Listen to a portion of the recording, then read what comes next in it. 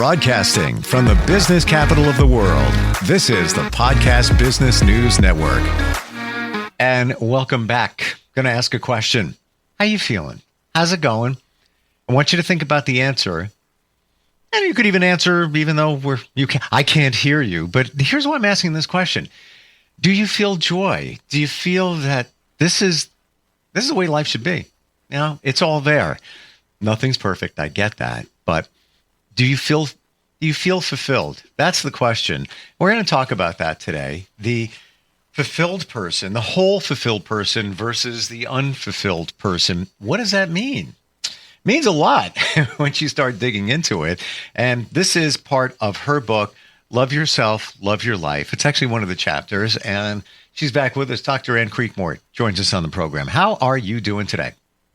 Great. How are you, Steve? Very well. Very well. Intrigued about what we're going to talk about because I love that you break it down in the book with, and it's, by the way, it's chapter 8, a graphic that's kind of like a pie chart that's got different, I don't know if these are not emotions. Slices. Different categories. Different categories. Thank you. And what you should be feeling if you are fulfilled. Yes. Well, before we even begin there, what does it mean to be a whole fulfilled person? That a person who is feeling healthy and happy in their mind, body, spirit. Only it's even into more slices than that. If you want to hold up the book, just the page to let them see it. Sure. Yeah.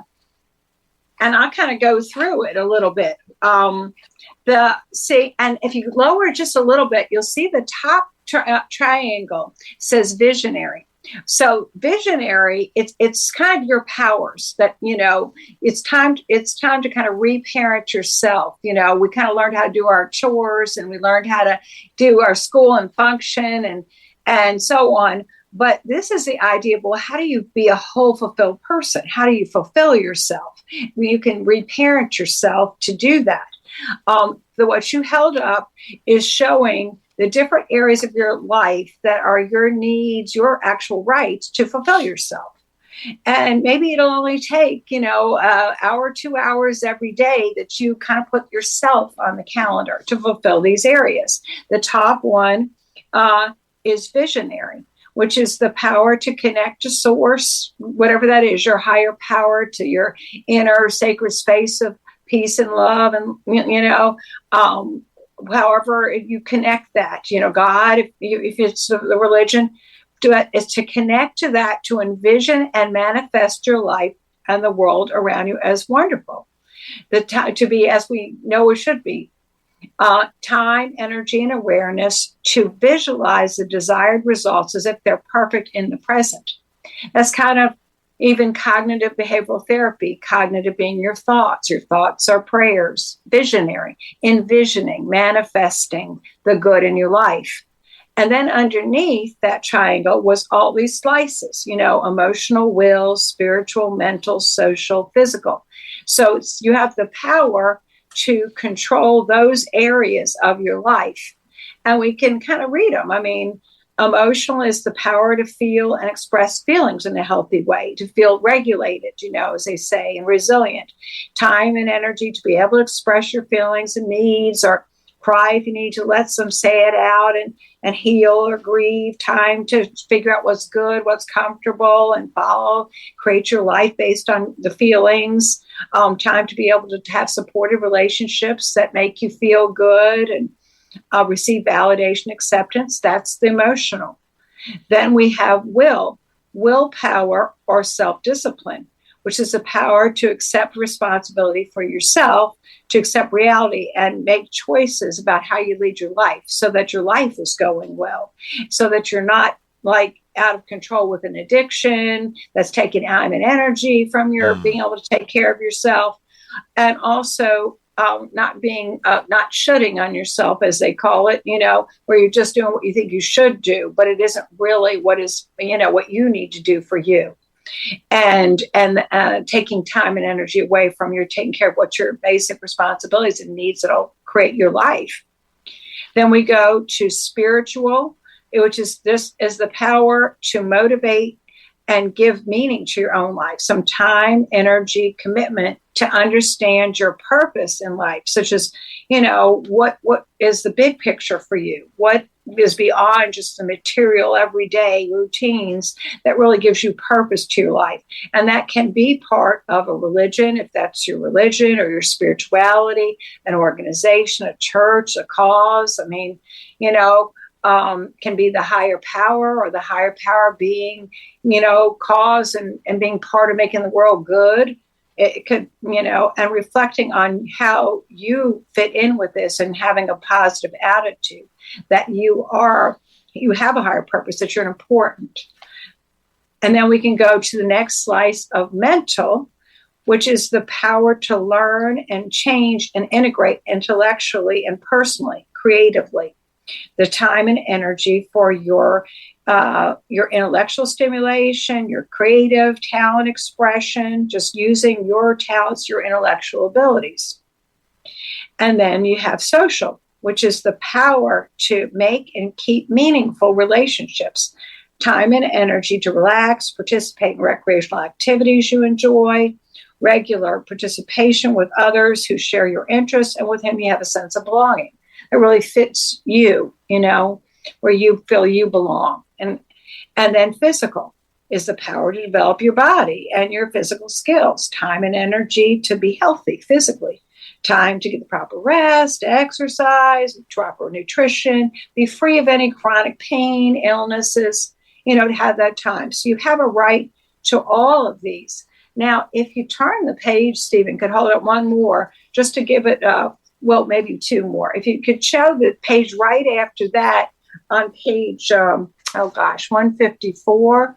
But I'm not sure if you've got the old book or the new book, because it's an updated version. And that graph was actually in the inside. I'll hold it up. That was in the inside cover that I was showing before. I'll just hold it up. On the side where you see some, on the left side is your empty circle. That's you. That's the circle for you in my book, for you to start putting your joys and your passions on all these areas in pencil, because you can change them, and just start to create your life. And then once you kind of have ideas of what will make you, you take your power back and you shine your light in each of these areas in your own unique snowflake way, creating your own, self. From kind of like the, look at it, chatter analysis, kind of what I see as my type of therapy, where you kind of maybe have some brokenness, broken pains, but you take it out and you're trying to create a, beautiful stained glass mosaic, from all of your, shining in each of your areas. Then on this side here, where it's got a few little slices. Sure. All those little slices, which I just talked about. But when you don't take care of them, there's no room or time or energy. So you've got you're the unfulfilled person. This one here is the unfulfilled person. And basically, all of your energy is going into this on this side. The 3/4 is going into just some mental preoccupation. Could be with anything. Could be drugs, alcohol. It could be gambling, some addictions. It could be, pornography. It could be, if you're over religious in a way that leads to feelings of hate versus, love and peace, where you're just obsessed and with it in a sense of just meeting rules and regulations and not feeling love from it. It could be workaholism. It could be any kind of codependency, over functioning for somebody who has addiction and not taking time for you. If you put all your energy to that, you got nothing for those other slices. You just are, and as it says here, you may feel in those areas, you may feel socially alone, fearful. Physically, you may have deteriorating health. Emotionally, you may feel negative, painful emotions a lot of the time, or self-pity or depression, anxiety. With your will, you're could be addicted or just doing things because you're obligated, but not really taking care of yourself. And spiritually, you have a lack of any positive attitude or sense of purpose. Because if you put all your time and energy into some mental preoccupation, then you don't have time and energy to be able to fulfill yourself in these areas. So you really want to be that beautiful, like you held up at the beginning, the beautiful kind of stained glass mosaic snowflake that you are, with all these rainbow colors expressing yourself. And so this is a kind of a recovery model to help you get there. Question on that. So on the unfulfilled person, let's say you look at the physical, it has deteriorating health. So does that mean that if you're putting your energy into the other areas, that could compromise your health?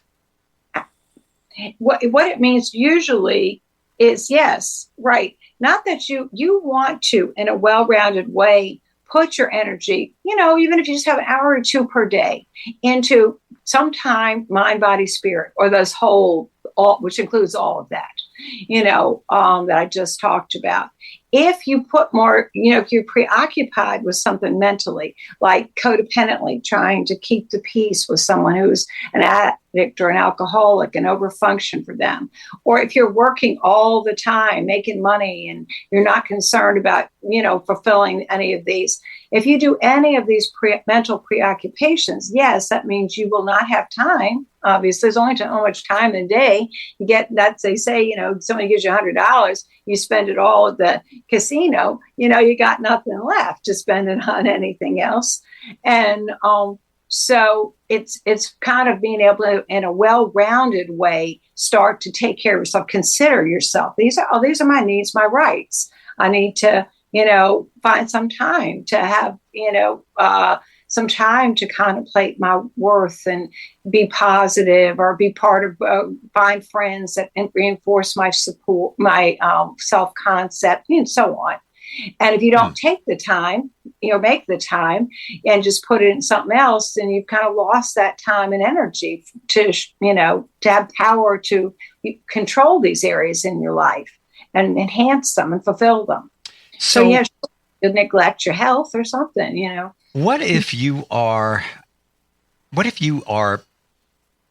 working on your health? So as we get older, stuff happens, things crop up, you got to take care of them. How do you look at that in a fulfilled way? Because, we look on the unfulfilled person, it's physical and deteriorating health. So I got that. But how do you look at it in a different way? If you've addressed some things or realized some things, now you're being proactive, you're taking care of them, not necessarily deteriorating. It can bring you down a little bit. I get that. Absolutely. How do you look at that in a positive way? Well, okay, one way is that this really is a work in progress. It's not something that's going to happen, Sure. So if you look at these, I was running some, self-assertion, self-care groups for moms or non-working moms, some non-working moms, and they're looking at going, wow, how am I going to do this? How can I find time for this? And I'd say it's not like, because we just talked about you start doing it, this week. You're really trying to, first of all, discover yourself in these areas. Like, do you feel lack in each of these areas? Then if you do, well, what kinds of things could you do that would fulfill that lack, and make you feel fulfilled? So you kind of can draw in that choice and empty circle one, some ideas for each of them, and begin working on it.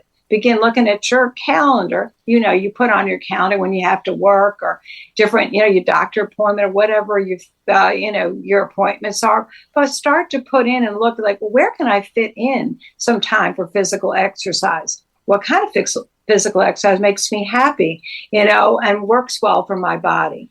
And then you start to put it on your daily calendar and start to say to yourself that you have the right to be fulfilled. You're worthy to take, 2 hours a day for yourself in a well-rounded way to try to, over the course of the week, to fulfill each of these areas. But it's a work in progress. It could be months, before you start maybe with the physical. And if you start with that, you put that on the physical slice there in your empty circle. And then that's just something you're going to keep. And then pat yourself on the back that you're taking care of your health. And over time, you will start to reap the benefits of it and get healthier and healthier. How do you know that what's that feeling that you have knowing that you are a whole fulfilled person? Well, you feel inner peace, you feel joy, happiness, you feel energy, inspiration, hope. You don't feel you don't feel depressed, you don't feel anxious. You're just feeling like a positive, content mood, through the day. Not that little things aren't going to change it. I mean, something good may happen. You may go way up a little bit, but something, happens, your electricity goes out, maybe you feel that would be you today or yesterday, that right? would be me. That happened to me yesterday, right? So, yeah, but so you kind of can, you're not going to stay totally, but you're not going to go down with it either. It's not the end of the world. You have to deal with challenges, but generally you make yourself happy. If I get out to my dance classes or different things that make me happy, then I'm still happy with the situation.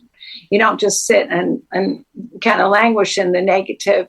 You just keep doing the things that fulfill yourself, and you kind of stay at an even keel of happiness. Is it even possible to nail all of those categories? Your emotion, your will, the social aspect, the mental aspect. Because to me, life is always, it's fluid. It's always moving. Is it even possible to really, really nail all of those the way they should be? Or it's not even a reasonable expectation. You got to be prepared for, you may have the emotional side, the will side all nailed down, and then the social side, maybe not so much. For sure. I mean, when you first look at those, circles, you get most people when clients come in, of course, they're distressed about something. They look at it and they're pretty much fine. Well, I'm kind of the unfulfilled person more than the fulfilled person. But then it becomes a work in progress. Okay, well, then you can go from one point to the next. I mean, if you're at one place in your car and you want to go somewhere, then you just figure the pay up and you start moving to that other destination. So this is a work in progress. And of course, even certain weeks, I know when my children were young, I mean, I might not even do something whole fulfilled person one day. And some days it might be just 1 hour and not doing two kind of things. But I tried to stick to doing, because I found that I was such a much better mother. If I didn't get to say my dance classes, I might feel snappish. You know what I mean? It's kind of like, exercise gets your lactic acid out. It raises your endorphins, your natural painkillers. It raises your serotonin, your positive mood neurotransmitter. So not just for me would I do this, but I would do this so I wouldn't have any kind of like impatience with people. If I'm feeling, comfortable in my body and I'm healthy, I'm not in some sort of pain and I'm, my lactic acid's out, my muscles are not tense, then it's better for everybody. So you got to have to kind of talk to yourself and say, hey, it's really okay. You're worth it. You deserve good things. And just do it for everybody's sake around you, so you're not snapping at somebody because you're just uncomfortable in your body, for example. That is, I'm glad you said that. I just want to jump in on that one particular point right there. You're worth it and you deserve it. So many of us don't feel that way, that even when it comes to abundance, money, that we don't feel we deserve it. And my belief that if you believe that, you're not going to get it. It's not coming your way. That's where the visionary comes in at the top is the most important. That you want to, realize that you have the power to create your life, that you're worthy, that you're good, you deserve good things, and you want to envision that and create that in your life. It's kind of the basis. You could call that a spirituality. You could call that cognitive behavioral therapy, changing your negative thoughts to the positive thoughts to create your life, not taking things negatively or talking to yourself negatively so that you don't feel you have these rights. Talking to yourself like you would to a friend and encouraging yourself.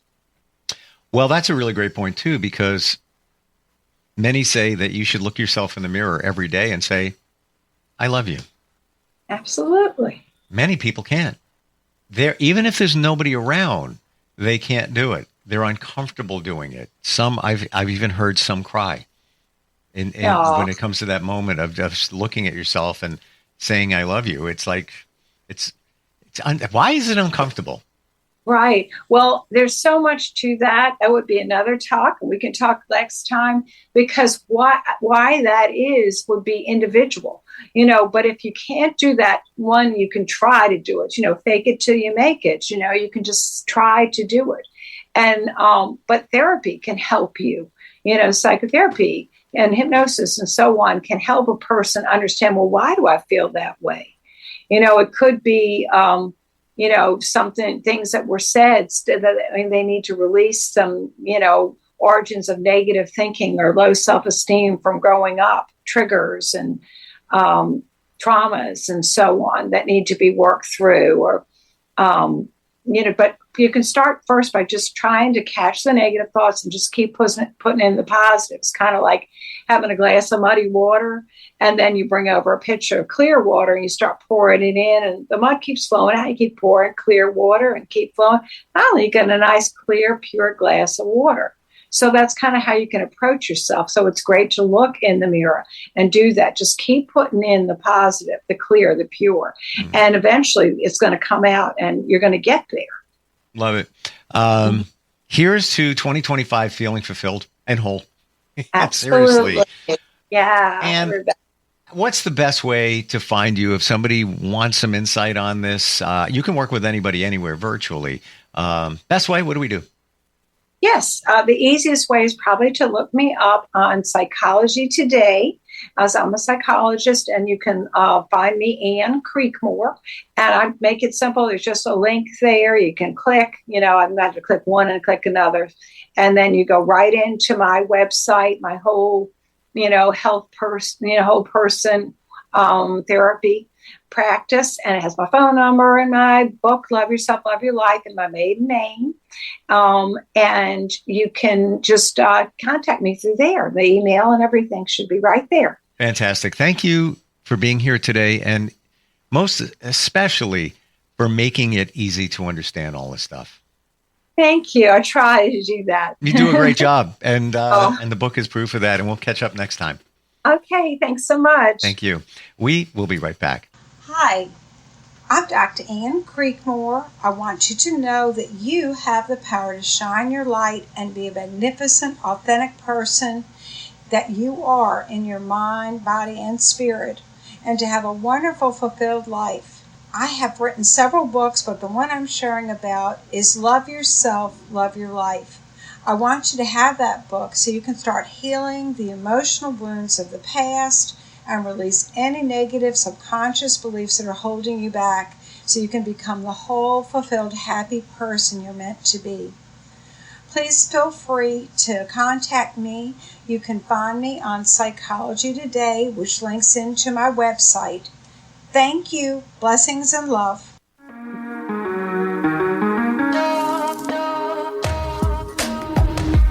Broadcasting from the business capital of the world, this is the Podcast Business News Network. For nearly 2,000 severely injured veterans, everyday life has become filled with barriers. Day-to-day simple tasks can become pretty daunting. I have to carry my chair up 2 flights of steps or have somebody do it for me. What scares me the most is just the falling. When I'm struggling with my house, I think, to have that one great barrier just knocked down, it's crucial. Home for Our Troops is a wonderful nonprofit that builds a mortgage-free, fully adaptive, handicap-accessible house. And there's no catch. It'll be our very first home that we've ever owned. This is a game changer. This is where your life begins again. We need you to join us in completing this important mission. Please visit hfotusa.org and help build homes and rebuild lives. Because of you, everything's going to be okay.